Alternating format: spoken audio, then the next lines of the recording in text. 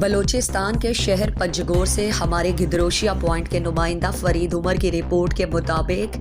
B S O کے سابق صوبائی نائب صدر عبدالحکیم بلوچ نے بی این پی عوامی سے اپنے 25 سالہ رفاقت اور سیاسی وابستگی ختم کر کے اپنے ہم خیال ساتھیوں سمیت نیشنل پارٹی کے صوبائی صدر رحمت صالح بلوچ، مرکزی ڈپٹی سیکرٹری پھولین بلوچ، نیشنل پارٹی کے ضلعی صدر محمد ایوب دہواری، حاجی صالح محمد بلوچ، سینئر رہنما آصف مجید بلوچ، کامریڈ ناصر بلوچ کی موجودگی میں نیشنل پارٹی کے مرکزی صدر قائد بلوچستان ڈاکٹر عبدالمالک بلوچ کی قیادت پر اعتماد کرتے ہوئے پرہجوم پریس کانفرنس کے دوران نیشنل پارٹی میں باقاعدہ شمولیت کا اعلان کر دیا۔ اس موقع پر نیشنل پارٹی کے مرکزی رہنما حاجی اکبر بلوچ، چیئرمین عبدالمالک صالح تاج بلوچ، نواز بلوچ، حاجی ملنگ اور نیشنل پارٹی کے کارکنوں ہم خیال ساتھیوں کی بڑی تعداد موجود تھی۔ عبدالحکیم بلوچ نے پریس کانفرنس میں کہا کہ بی ایس او جیسی عظیم تنظیم سے فارغ ہونے کے بعد ہم نے اپنی سیاست کا آغاز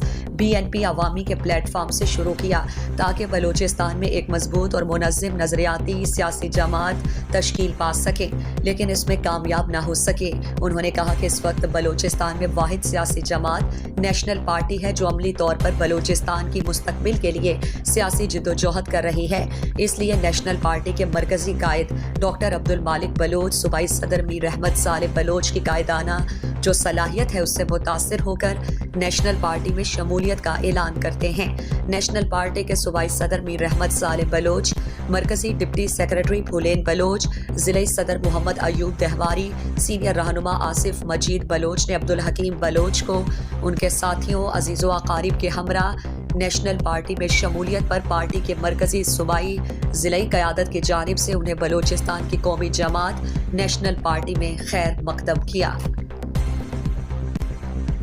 مزید دلچسپ معلومات اور خبروں سے آگاہ ہونے کے لیے Gedrosia point Facebook page, Instagram, Twitter کو فالو اور یوٹیوب چینل کو سبسکرائب کریں۔ بیل آئیکن بٹن دبانا نہ بھولیں۔